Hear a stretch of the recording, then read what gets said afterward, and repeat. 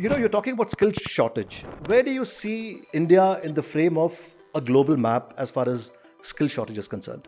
India is still a developing nation, unlike the US and some of the European countries, UK and stuff. And there is a massive opportunity at this point in time for India, given the way things have gone in the last 10 years, right? I mean, we're talking about Viksit Bharat and Atmanirbhar Bharat, and 2047 is the target when we want to be a developed nation. And one of the key pillars for this to happen is going to be talent. GTCI, right? Global Talent Competitive Index. So that kind of really talks about how each country is attractive enough to attract global talent, right? It could be their own talent or any other expat talent. So India stands at, I think, number 76 globally. Normally, when entrepreneurs begin, they don't really begin with this mindset. Their mindset is not to let's go and do it. Their mindset is a fear of failure. So the fear of failing is always there, right? But how do you embrace it, like you mentioned, with open arms? Absolutely fine. So we failed multiple times, and it's failing is good in a way, because you know that, okay, you've done this, you failed, so you don't do it again. There are no tick boxes, right? So there's no formula as well, right? So if I have all of this, I will succeed and do well, right? Hi, my name is Anant, and I'm the co-founder at Zirklo Solutions, your partners in building a scalable and measurable digital ecosystem. Through our channel, Entrepreneur's Echo, we intend to make the voices of the founders heard across industries, inspiring people to dream big, break barriers, and above all, build it boldly. In today's podcast, I have the pleasure of introducing two dynamic entrepreneurs, Avinash and Yadunandan, co-founders at Global Talent Exchange, a new age platform redefining talent mobility worldwide. They bridge skill-rich nations with areas facing talent shortages, focusing on niche and emerging domains. However, it's GTX's flagship initiative, Back to Bharat, that draws the most attention. Back to Bharat helps NRIs across the globe find exciting career opportunities back home in India, thereby driving brain gain for the nation while empowering organizations to scale better with the right expertise. So, warm welcome, Avinash and Yadu, to our podcast Entrepreneur's Echo. Through the course of our conversation today, we will try and dig a little deeper into the following areas. One is we will try to understand your line of business quite in depth. Secondly, we'll also throw some light upon the hiring outlook and challenges, especially when it comes to the NRI segment, which is what your focus area is on. We will also dig a little deeper into your entrepreneurial journey. We will try and understand as to what it takes to build up and scale.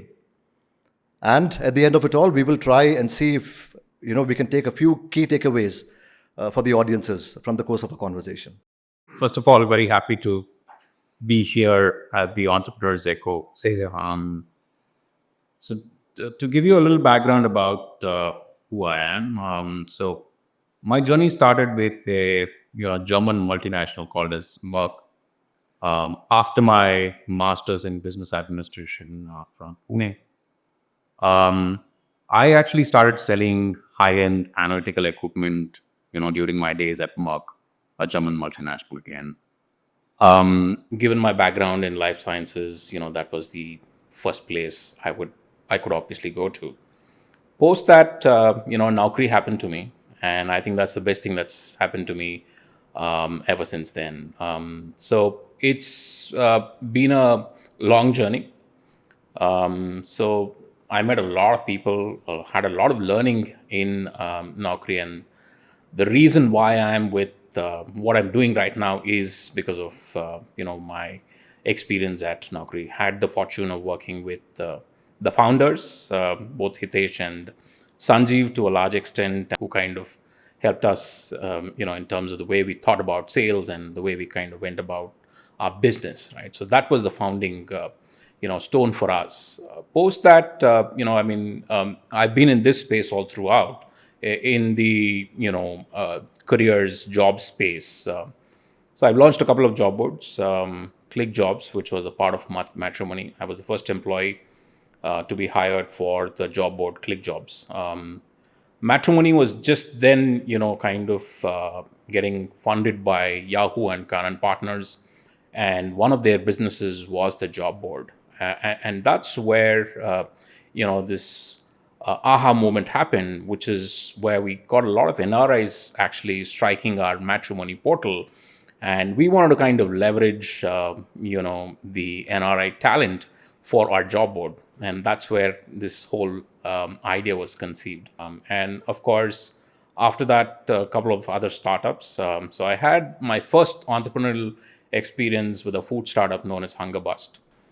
Oh, that's interesting. Yeah, very Yes. interesting. And that kind of gave me the confidence that, it's not just the, 9 to 5 job that can keep you alive. You can kind of do what your passion is. And that's where I kind of started thinking about it. And here we are in this journey, Global Talent Exchange. We'll talk more about it. Of course, we will. So it's been a little over 4 years now, Global Talent Exchange. I'll leave Yadu to kind of introduce, and then we'll talk more about. Oh, yes, absolutely. Over to you, Yadunandan. Hey, Anant. Thank you very much for this opportunity. Yeah, so I started my professional journey with Naukri. This happened in 2006. So I was a MBA grad out of college, and I was in Delhi at that point in time. And I got hired for Delhi. And since my family was here in Mysore, I always wanted to come back close to the family. So, and then I got transferred, about a couple of weeks when I was in Delhi and came to Bangalore. So that's when I kind of, I got a chance to kind of, sales was, something new to me, and I kind of spent about close to 6 years at Naukri, a long one rather. And there I got a chance to do a lot of things, where there was a lot of learning, and I could do everything into the organization, part of every business there, right? So that was a great learning for me. And also, like Avinash mentioned, how do you get an opportunity to work with the leaders and the founders and all of that was a great, I would say, motivator when you're starting your career, and also learning a lot of new things and all of that. I think gave a confidence to say that, hey, you can go and talk to any stranger, right? So I think those are some of the key learnings. And then I was like getting myself really comfortable there. And then that's when I think always started thinking, man, I think you'll have to do something else, and I don't know, everything came good, where I got opportunity to join LinkedIn. So LinkedIn was setting up their India business at that point in time. And so I got hired, and I was the third employee of the Bangalore office. It was 2011 I'm talking about. Then I got it was a great launching pad for me in terms of, how do you create your GTM? So got an opportunity to really do what is good for India, and how you have to really, navigate your customers, your product, and and also the real selling and the value, right? So those are some of the things, which I was fortunate to be part of that team. So I spent about close to 5 years with LinkedIn, and that also gave me a lot of exposure into the global markets. Where I kind of traveled across, to meet a lot of new people. I took a small break for about 6 to 8 months, after LinkedIn. I quit because my son was born at that point in time. So I was with the family and all of that. And then I was like always thinking, I can't get to a corporate again. You have to do something. And that's when the startup, everywhere there were a lot of startups mushrooming, talking about it. And some of the great stories coming out of India and all of that, right? So then I said, if I'm doing something, either I do something myself or, be part of a startup, So that's when I kind of, got a chance to work with, again, a US-based startup called Hyphen. So they started, employee engagement platform. So then I kind of set up the entire India business for them, and, we started rolling really well. And then, while we would kind of doing good, we got an opportunity where someone wanted to buy us, acquire us. So I think the conversation started, then I kind of felt, I think either we'll get acquired or, maybe we don't know what's going to happen. So that's when I kind of, while I was doing that, I met Avinash. Avinash was like, oh man. So then like, oh yeah. So then we kind of met and they said, no, you should come and work with me. Okay. In February, we decided that, let's get out and do something. When Avinash was talking about entrepreneurship, and I'd seen two founders really closely, really how they're running their businesses. So that gave us about close to about 4-5 months to really come together, understand what we want to do. What is the idea? I know he had a lot of ideas, but what is that we want to kind of really solve for? Right? And is there like a differentiation for us? Are we becoming any other, Basically, the why part of it. Exactly. All of that kind of got into a discussion, I would say, about 3-4 months, and then we said, man, let's go, let's jump. So I think there's a wonderful point of resonation with after listening to both your stories. One is, of course, we've three have been a part of a common company which is Naukri.com, and which is, of course, the OG of entrepreneurship, you can say. Okay, so I think a lot of genes, whether we subconsciously believe it or not, consciously or subconsciously, somewhere the genes of our spirit of entrepreneurship has actually been emanated, from that company itself. That's something which I fundamentally believe in, and of course, the leadership speaks for itself. People like Hitesh, Sanjeev, and our mentors who've, kind of literally led us through the entire journey.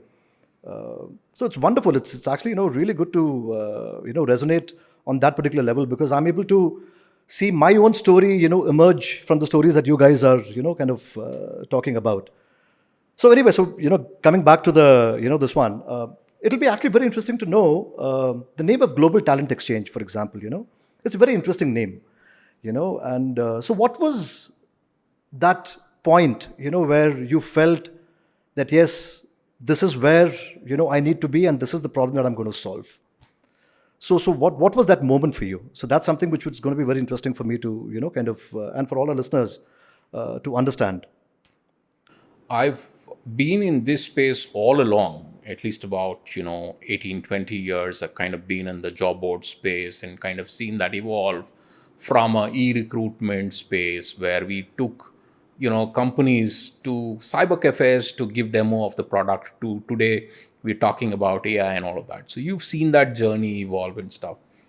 And that's when I was thinking, what can we do and how can I play to my strengths? And that's when, the best thing that I've ever done was the shows that we've put up in the US. So we took companies from India to the US, got back some great talent, right? We did that in my assignment at Click Jobs, which was a part of the Matrimony Group. We did that as a part of my assignment at Hindustan Times. Multiple shows we did. And every time we did that, there were a lot of takers, a lot of companies who were looking beyond borders to be able to explore new talent and bring some specific talent back to India. So these shows were a great, way for me to kind of say, okay, this is the pace I want to be in, right? And then we did a lot of research, and then we figured out there is talent that's kind of moving across geographies, and, we wanted to build a platform where talent can seamlessly move across geographies, right? So there's a recent BCG study which talks about 800 million people across the globe want to look at jobs in different countries, right? That's a very large number, right? Even if you were to look at, just the white collar, which could be about 20-25% of the 800 million, is still a large number. How are they doing it? How is talent mobility happening? Is there a platform? No. There were people, there were executive search firms who were doing it. There were other large job boards like LinkedIn and stuff, but nobody was solving for this talent movement across different geographies, right? How would you democratize talent? Now, there is a demand for talent in India. I mean, is there enough talent in India? No, right? So where do you bring this talent from, right? Likewise, so many other countries. So for example, you talk about Europe, you talk about Middle East, there is scarcity of talent. And how do you get talent for these countries? So that's when we said, we need to have a platform, and we can name it Global Talent Exchange, which is where talent can seamlessly move across geographies. And that's how, the whole thing kind of And which is a evolved. very resonating name, to be honest, because, see, ultimately it's all about the name, For example, when we started off working in Naukri, the name Naukri.com itself is such a common name, which people can resonate with, which people can relate to. So typically, what I can understand from what you're saying is that you were there to solve a problem, and the name emanated from a problem that you were trying to solve. So which is a key learning for the entrepreneurs as well. So when you're actually venturing into something, the company name that you keep is going to be extremely essential. And how you portray that to the end customers is what actually makes or breaks, the journey and the company. And just to add on, so what does platforms do today, right? For any end user, which is a good talent, right? He goes there and he has to do all the hard work until he gets a job. So what is platform doing here? Platform is just opening doors for you and leaving it. You figure Sure. it out, right? Similarly, for a recruiter who wants to hire a candidate, it's opening the door and say, hey, you figure out what you want to do. The platform is just opening the door for you. It's not really helping you for a candidate to find a job or for a recruiter to find a... Absolutely. So I think that's how shallow our platforms are today, right? So I know tech is kind of, taking care of a lot of things, Sure. But when you're talking about candidates and people and the human aspect, right? There has to be a human touch as well, right? So I think that's when we thought, and there's also a study which says, in the current, platform market, only about 20% or 10% is what platform solves. The rest 80% is you'll have to figure out as a candidate or a recruiter. Absolutely. I think that was like a big missing link, right? And then when we said, okay, we want to build a platform, so we don't want to be another platform like that, right? So we want to have both tech and the human aspect into our platform. And that's what we're really, gearing towards, getting to, we have a basic platform, but how do we get to a level where, there is a human and the tech aspect on the platform, You're talking about skill shortage, so where do you see India in the frame of a global map as far as skill shortage is concerned? India is still a developing nation, unlike the US and some of the European countries, UK and stuff. So, there is a massive opportunity at this point in time for India, given the way things have gone in the last 10 years, right? We're talking about Vikasit Bharat and Atmanirbhar Bharat, and 2047 is the target when we want to be a developed nation. And one of the key pillars for this to happen is going to be talent, right? Very important, for us as a nation to realize, because every sector you talk about, which are going to be contributing to the economic growth, sectors like your semiconductors, sectors like your pharmaceuticals, sectors like your automotive that you just mentioned, sectors like your sustainability, EV, sectors like even for that matter, other areas like your engineering, large aerospace. Okay. So when you talk about talent in these areas, it's not that we don't have talent. We have talent. But do we have enough depth in terms of what needs to be done, in terms of research, in terms of innovation? I don't think we're there yet.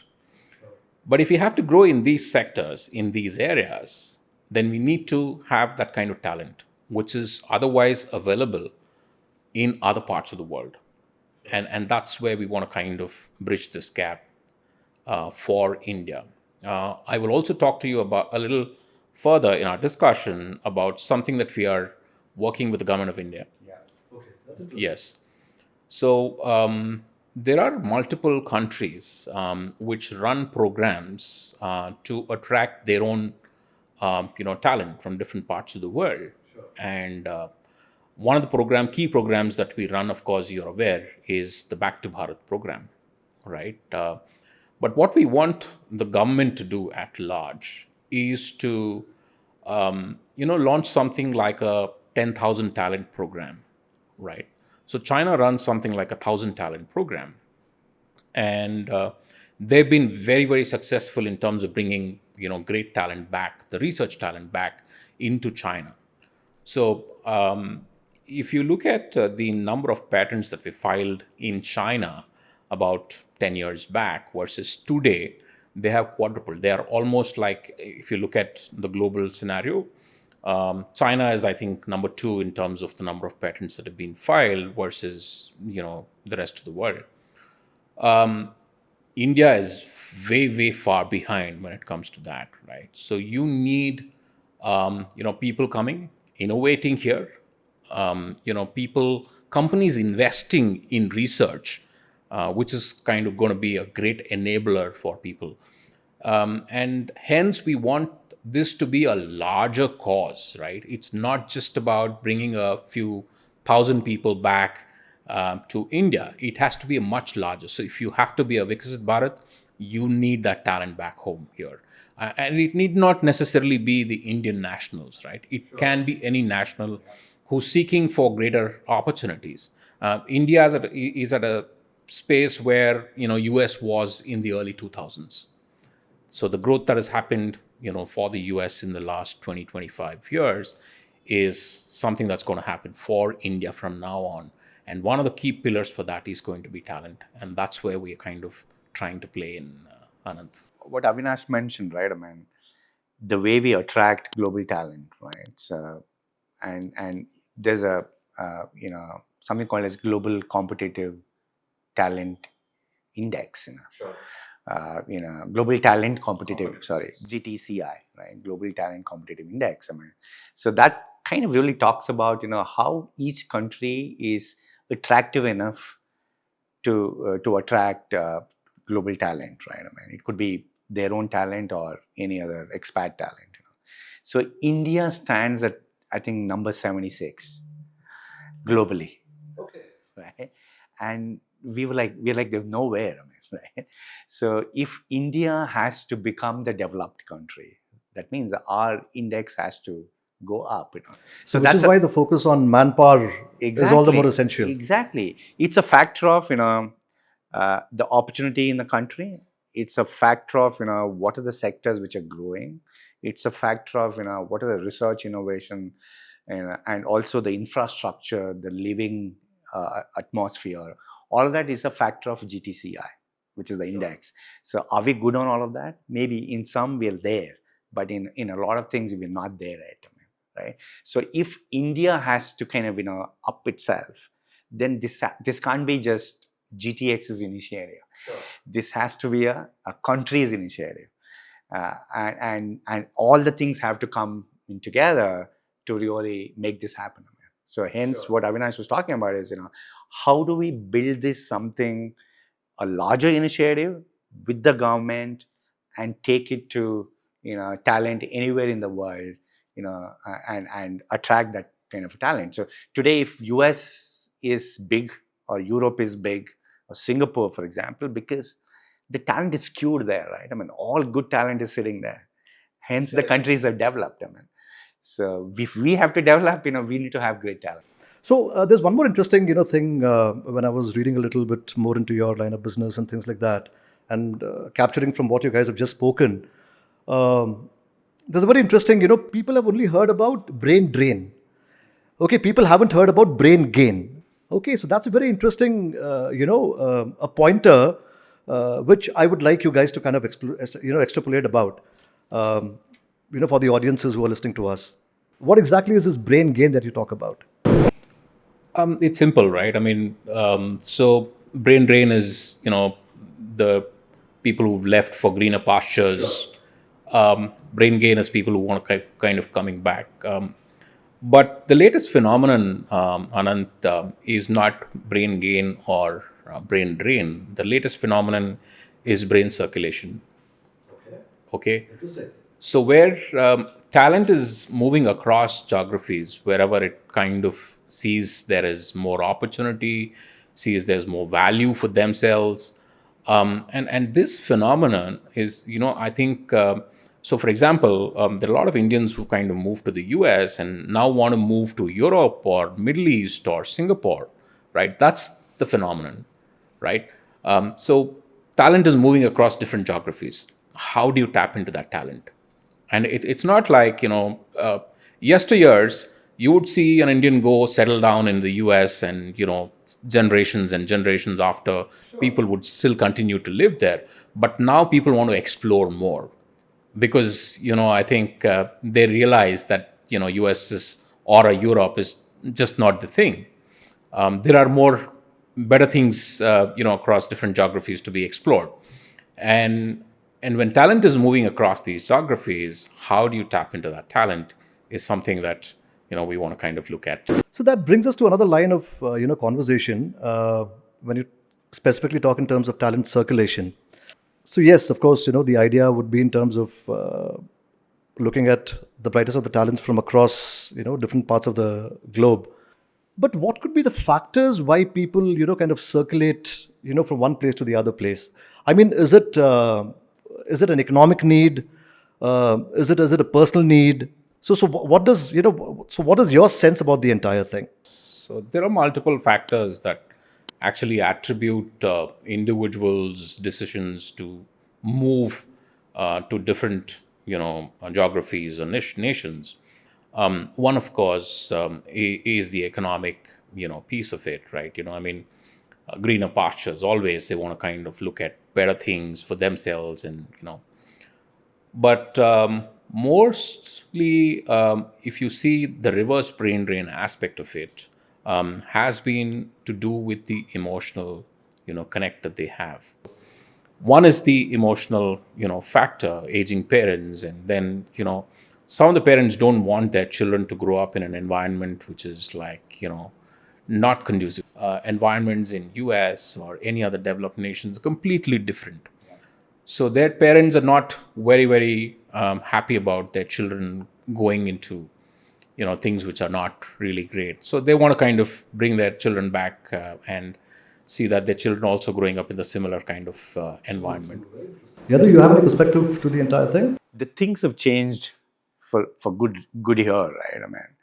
So leading a good life is not just about your career and the economic reasons, but it's also about, how do you kind of really have everything part of your life, right?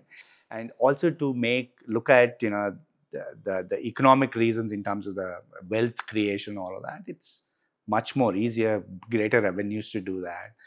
And there's a sense of belongingness, for someone and there's a pride of, being here and achieving it.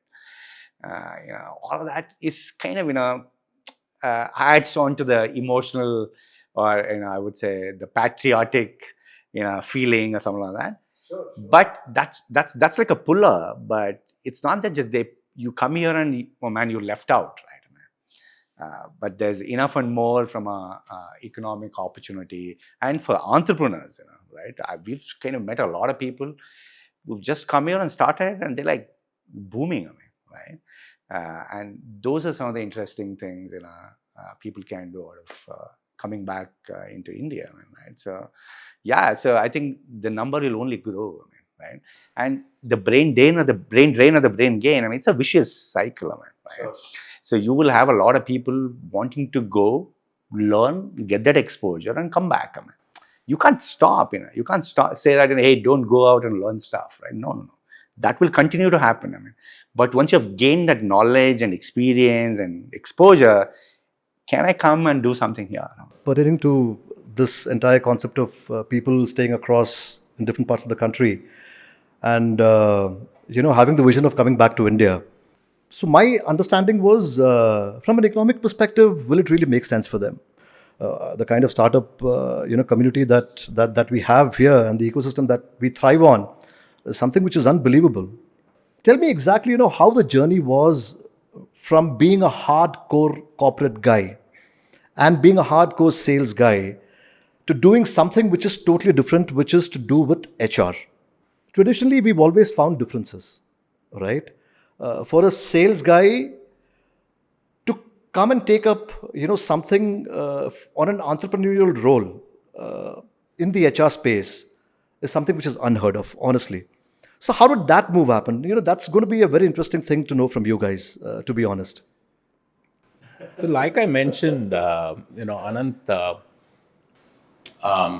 after having spent about close to 18, 20 years in the corporate world, when you were thinking, what next? 18, 20 years is a long enough time for you to kind of gain some bit of experience, if not all. And I had my share of entrepreneurial experience with a food startup that I kind of did. That was a great, time for me, which also taught me some aspects of entrepreneurship. Sure. And the kind of reward that it was giving, in terms of the time that you have for yourself, in terms of, decision-making capability, in terms of saying that, okay, you have a specific idea, go just do it. Even if you were to fail, that's absolutely fine. And these were some things that you could not afford to do in a corporate world, right? I think that was a turning point for me, and that's when I decided that I need to be an entrepreneur, and everything kind of fell in place. And I think more than happy, in terms of what we are, who we are today, and we hope that we will continue to grow in this space. Yadu, what is your take on the entire thing? Because your experience, typically I can understand from his perspective, because he's had an experience of both the worlds. So he's had the experience from a hardcore selling background. Then he's had a little bit of an entrepreneurship experience as well. Okay, so how did your scheme of things fit into this word called entrepreneurship? I kind of never wanted to. I want to be an entrepreneur. I wanted to. I kind of thought of it because while I was working at Hyphen with the two founders at point in time, I kind of really learned what they were doing right, what they were doing wrong. Right. So I knew both the worlds.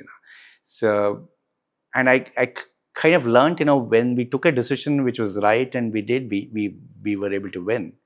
But when we thought the decision was wrong, they were like a lot of, hitting back, right? So all of that kind of gave that confidence that, hey, when Avinash mentioned that, we should do something, I think that kind of an experience kind of gave me that, hey, it's not that you are doing alone, you're doing with someone who's kind of also has done it before, and you have a shoulder, to kind of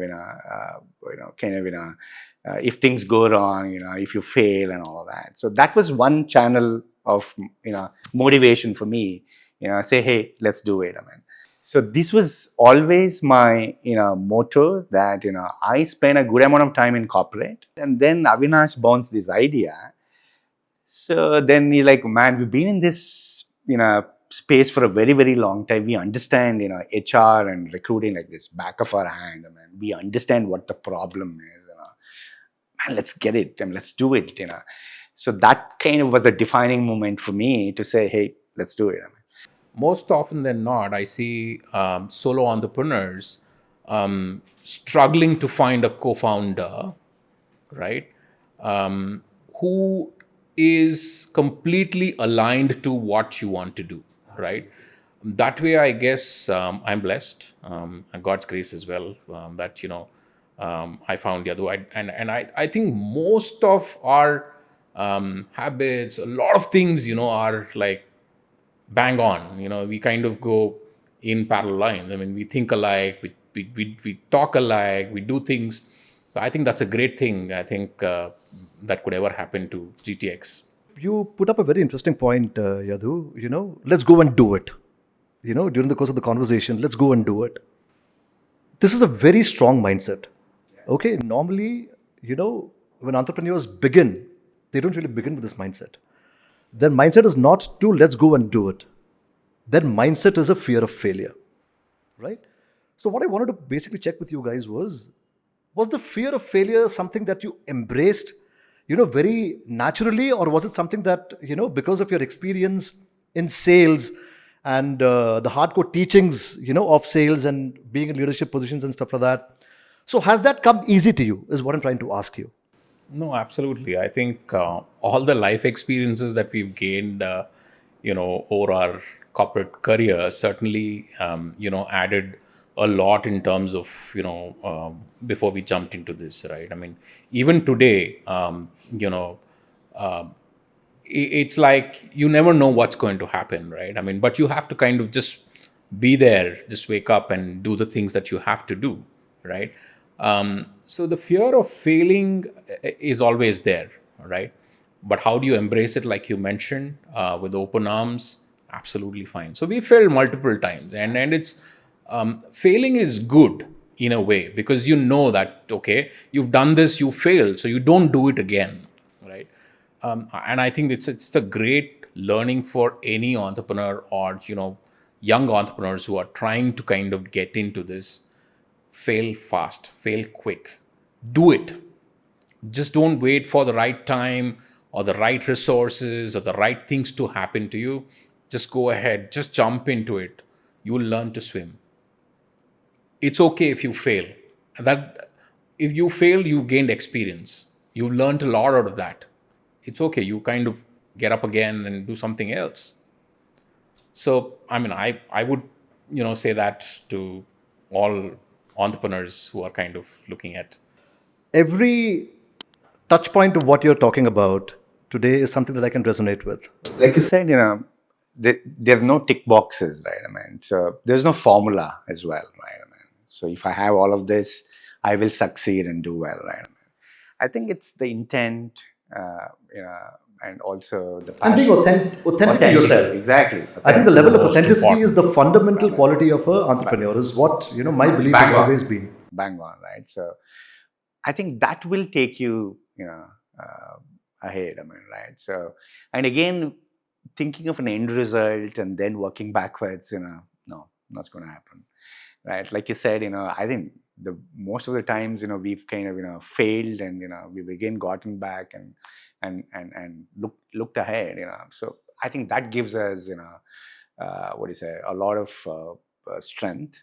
Because typically when you go to someone and ask them, hey, I want to start a startup, or something like that, typically they'll tell you, hey, is your pitch deck ready? Is your product ready? Are you tested the product? What are few customers saying and all of that? I mean, that's good to do, right? But even when you have the idea, and how can you sell your idea even without having anything in your hand? I mean, right? I think that's where Avinash, if you ask me, I will little like, oh man, what and all of that. But man, hats off to him to have that guts to and say, dude, it's okay, let's go and sell, right? I think that's where it made a lot of difference. So, if I am an 18 or 20-year-old guy and I am planning to start something on my own, what would your advice be? That's too early, man. To that person today? There's no age barrier. There are people at 85, 86, kind of doing excellent entrepreneurship. I mean, today when I was, kind of just scrolling my feed on Instagram, there's apparently a lady who's 85 years old who's, out and about on Instagram, selling her snack items. Yeah, I remember that. What's that brand? I forget. There's a G, it says, right? Oh, yeah, correct. So it's never too early or never too late, I would say, Anant. It could be 18 or it could be 80. You could always start something new. And, in today's generation, Gen Z is thinking different, totally different. and they always want to be their own bosses, right? And the kind of mindset that they have, and the kind of environment that they have, so lucrative, so conducive for them to be able to pick up something and start. And I think the way the Indian startup ecosystem is also kind of supporting them is great. And good to see that so many entrepreneurs, so many people are kind of getting into it, generating more employment for the country. I mean, my 2 cents would be just jump into it. Don't think about it. You may fail. It's absolutely fine. There will be times when you're right on top of the world, and there will be times when you're like deep into the water, gasping for breath. But if you're able to kind of balance the two, I think nobody can stop you. Go, just do it. See, I would say, if I have to tell myself, when I was 18 and 20, right, so tell that, what you could have done better. Maybe I'll give that perspective, right? I think at that point in time, we always were like, what do you say? Hey, you have to get into engineering and a job, right?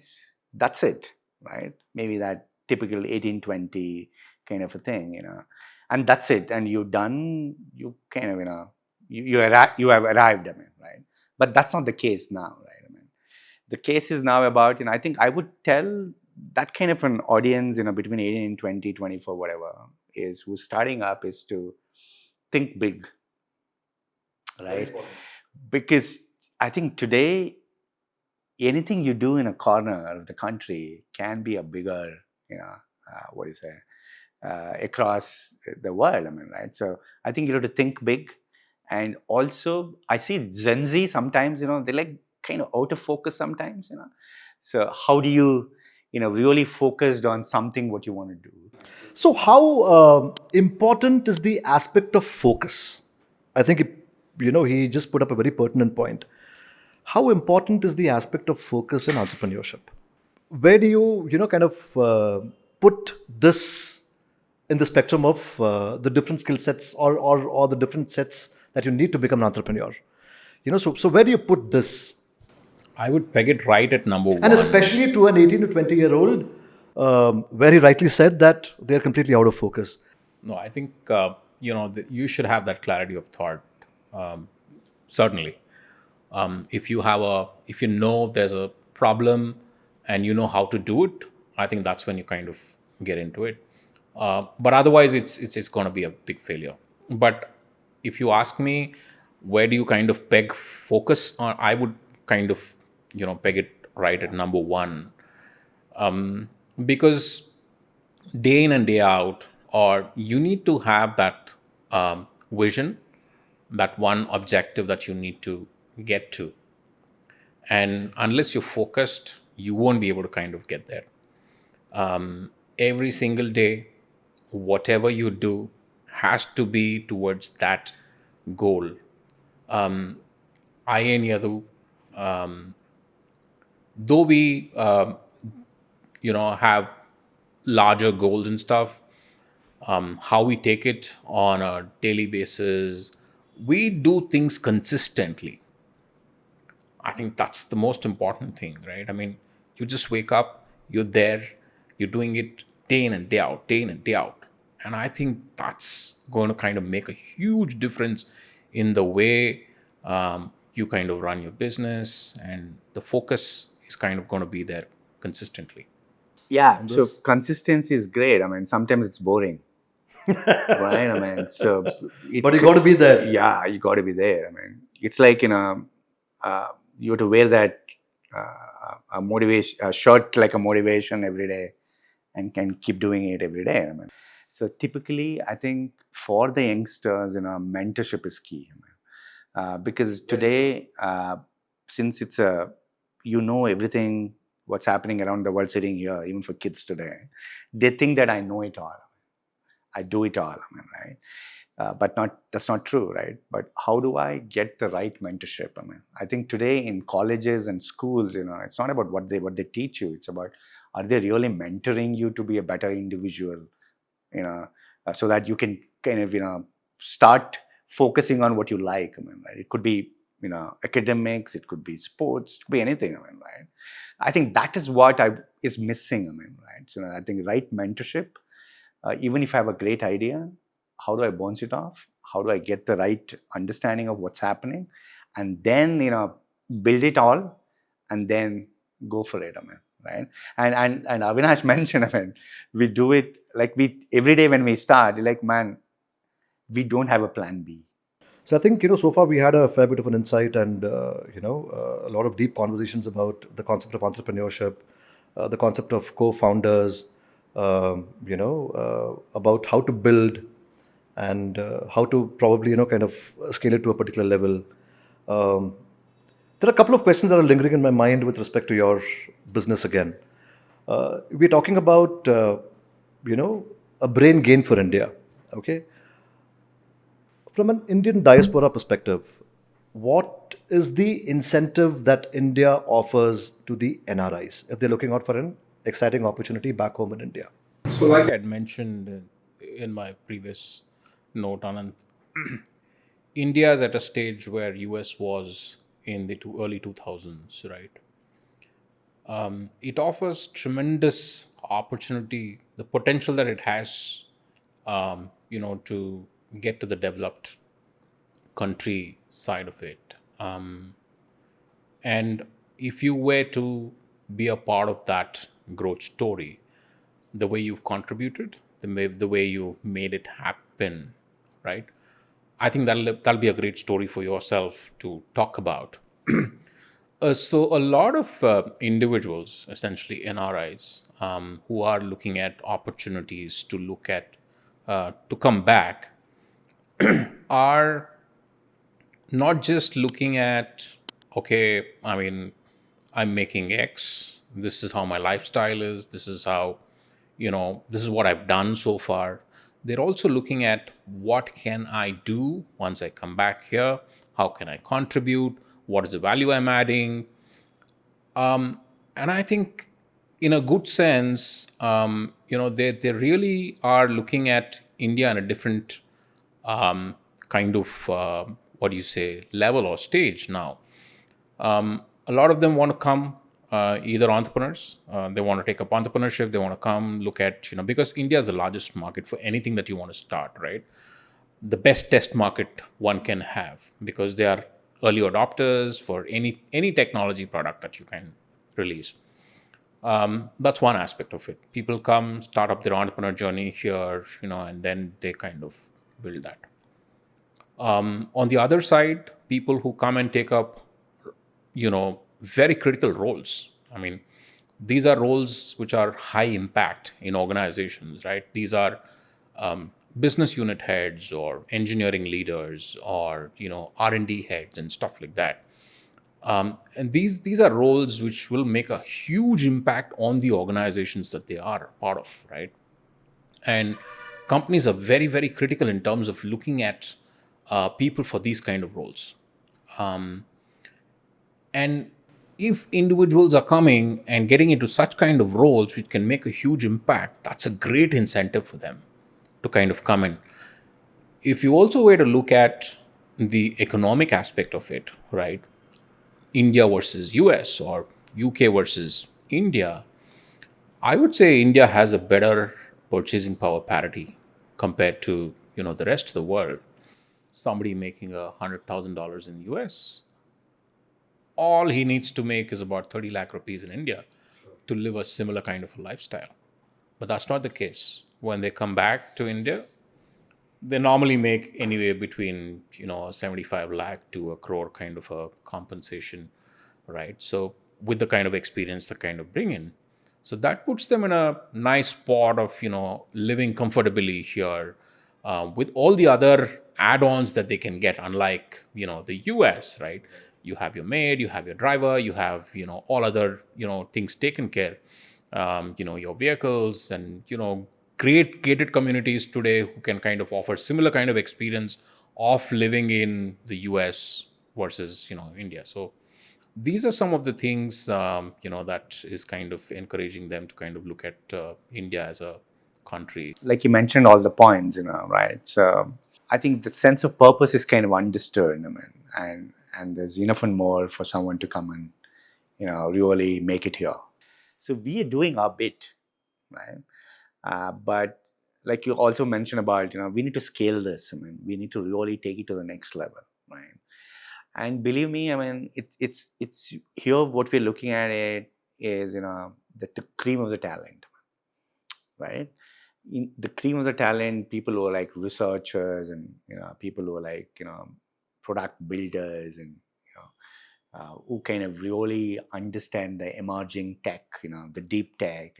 I was telling you, right? I mean, some of the interesting stuff, what's happening. Yes. I was last week at the Aero Show. I mean, right? I mean, in the startup ecosystem and in the aerospace itself is quite large. I mean, right? And today the news is that they want suppliers. I mean, all the global aerospace companies, the Boeings and all of that, Collins, they want the supply chain from India at this point in time.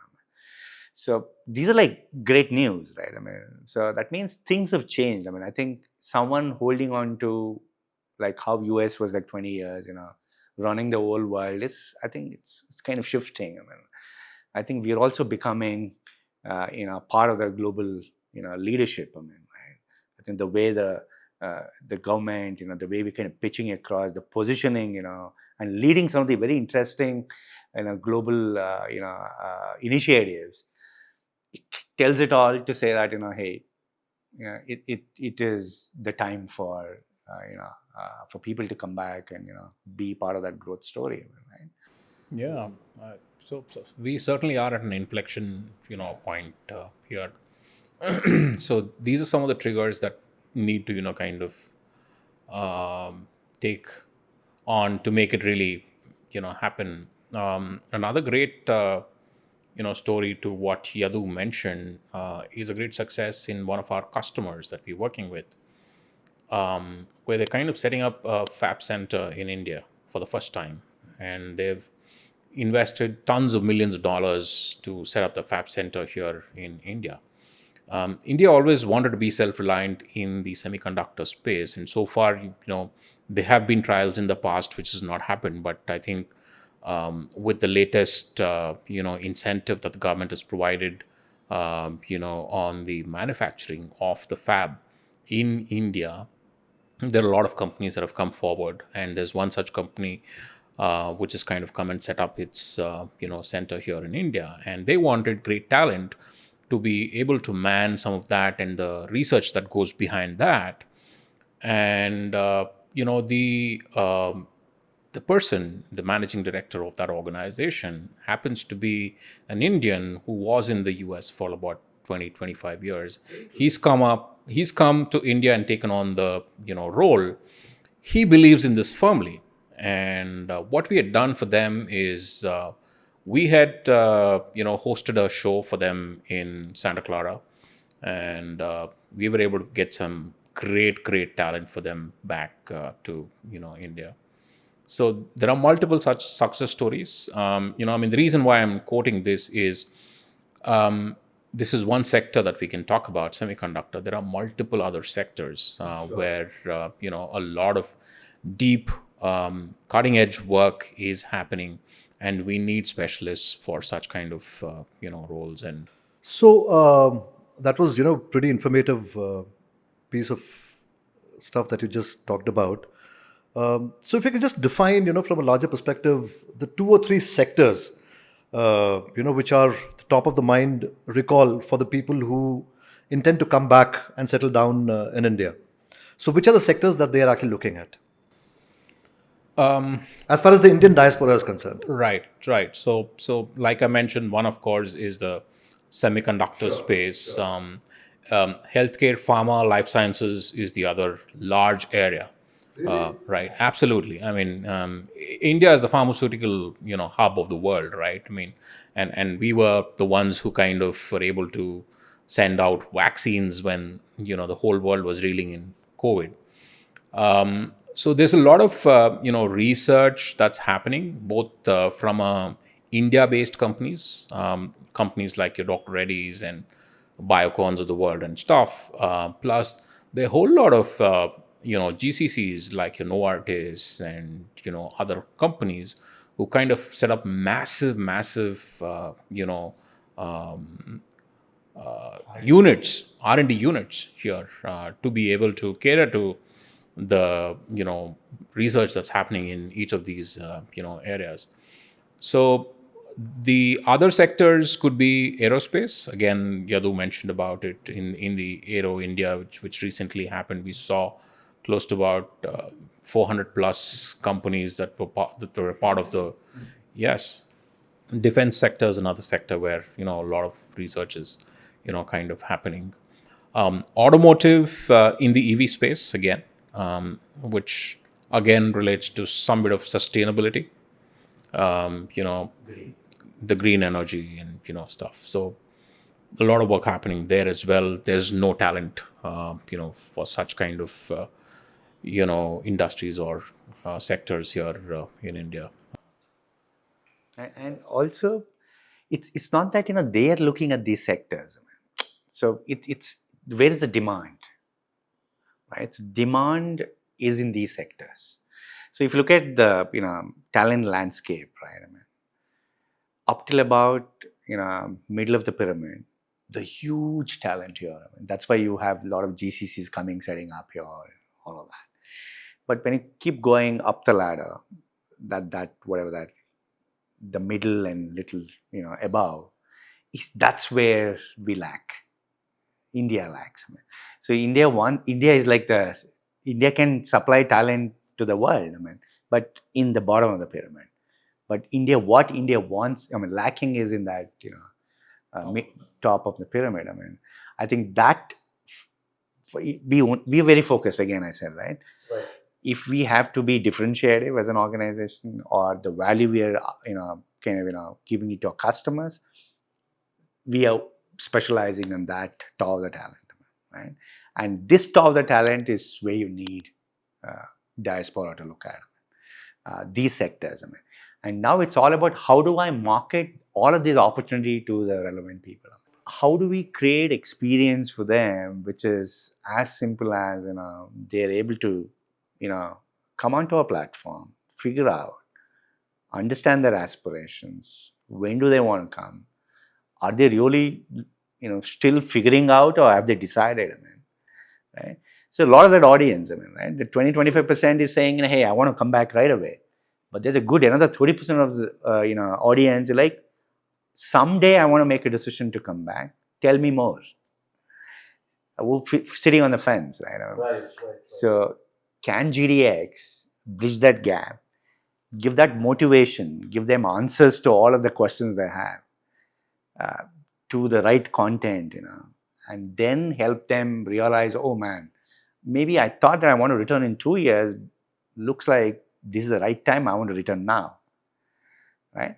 I think that's exactly what we're trying to do at this point. So where do you place yourself? Where does GTX place themselves as far as the tech part of it is concerned? And which also brings to the larger question as to what is the larger vision of GTX. I think, this encompasses the entire journey. So like I mentioned, tech is the most important aspect, for us if we have to scale.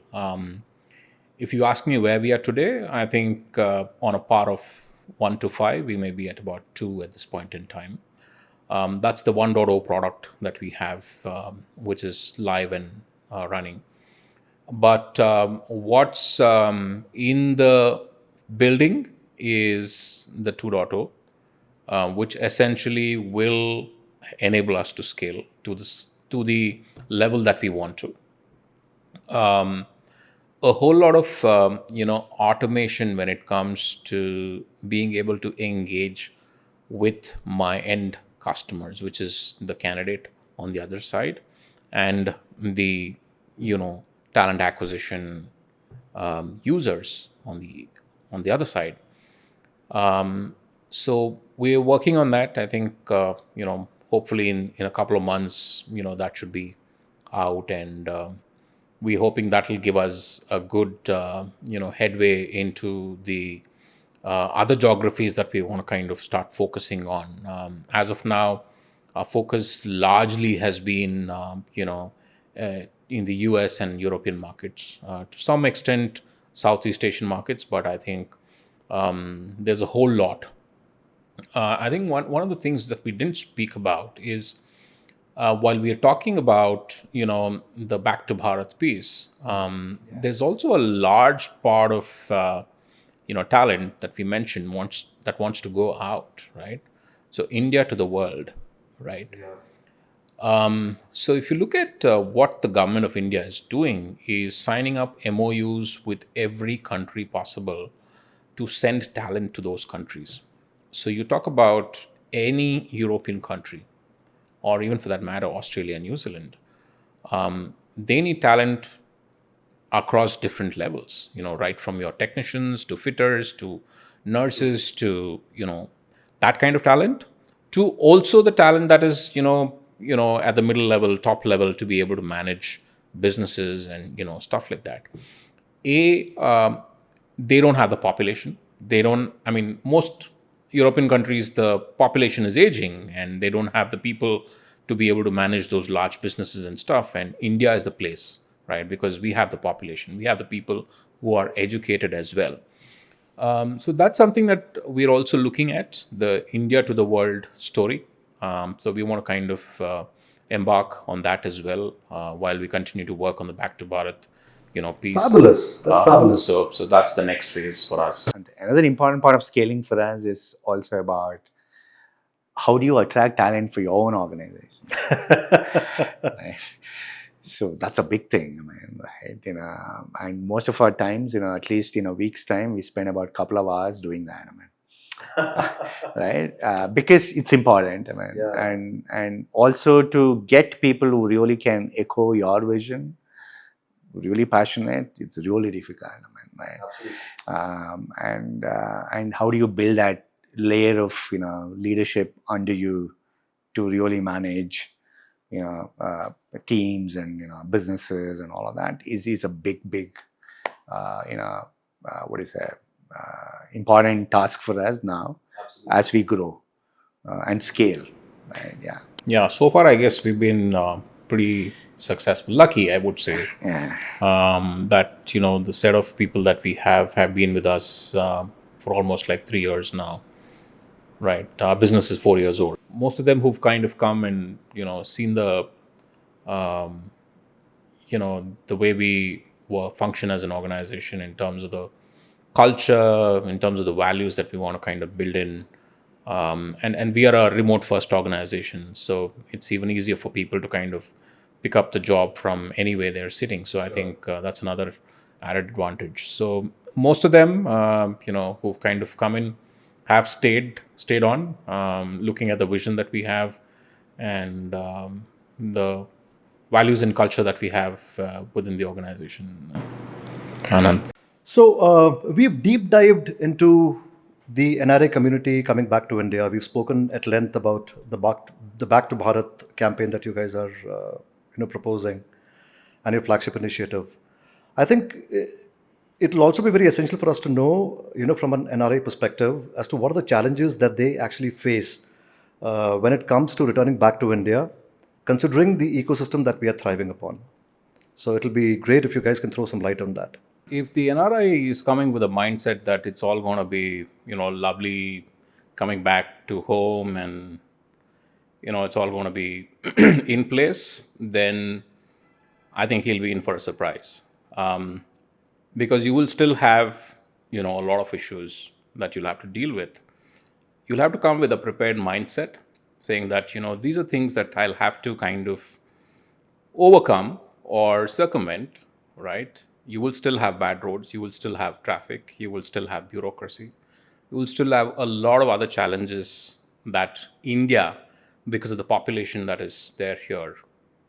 But a lot of NRIs ask us a lot of questions on the journey itself. When they're transitioning from any country back into India, right from the assets that they hold in the country, what do they do with the house they own there in that country, right? So are we kind of supporting them in that? Yes, we do. So what we've done is we've built, network of partners who kind of enable this whole transition, right? Right from assets in the country to the logistics of the relocation from any part of the country, any part of the world back into India. So we've built a small network of partners around our services, and we offer that as a service to our end user, which is the NRI who's looking at coming back into India. The most important piece for any organization absorbing these NRIs is to have a good assimilation program, right? Like any new joinee coming into an organization has programs, the buddy program, and stuff like that, the induction aspect of it. This has to be a very well thought of kind of a program, so that he kind of eases into the environment, into the whole culture piece of it, right? I've seen a lot of people who kind of are awestruck with certain aspects of the Indian culture. Just to add on, most of the companies we work with, where they're looking at NRI talent for some of the impact kilos and all that, most MNCs have a repatriation program as a benefit. Interesting. Right?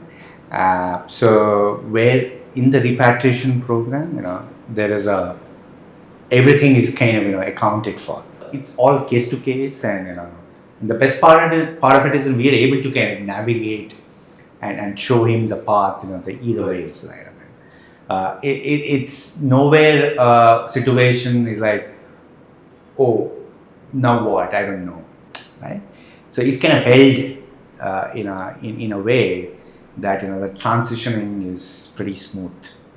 If you have a great process, I think things are taken care of. Fabulous, guys. I think, we've deep dived into a lot of aspects today. Thank you for your time and patience. I'm sure there'll be a lot of key takeaways, for the audiences who are listening to us.